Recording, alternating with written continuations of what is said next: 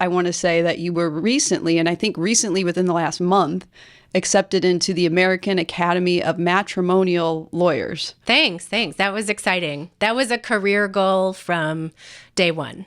So, we have a lot to talk about, but since we're on that topic, career goal, what does that represent? What does that mean, and why a career goal?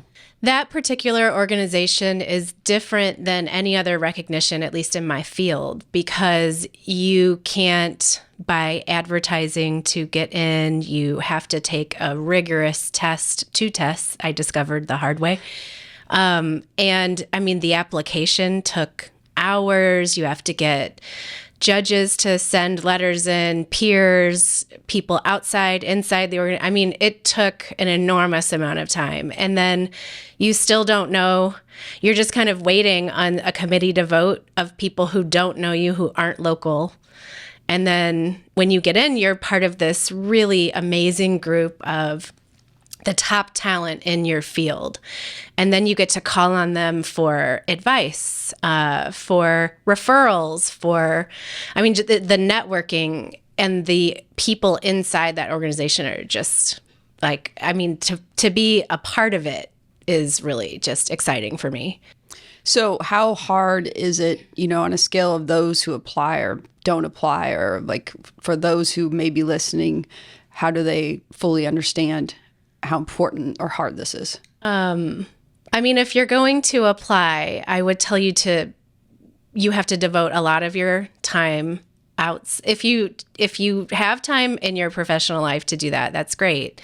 I didn't, so I had to do it on family time, essentially. So if you don't have the time to do it, you should probably wait, because I don't know this to be true based on the information on the website, I've been in for 1 minute. But I think if you don't pass the test, I don't think you can take it again. Oh, wow.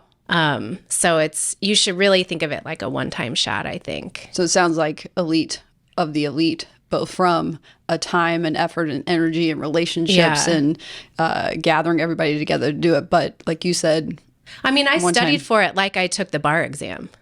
Wow. Which, gave me terrible flashbacks while I was doing it. And I was younger when I took the bar exam, and I'm not younger anymore. And so, I didn't want to not pass it because there were a lot of people who knew I was applying, and that would just be really embarrassing to me. But I don't know how many people apply versus get accepted. I do know this particular round, only one other attorney in Missouri applied with me.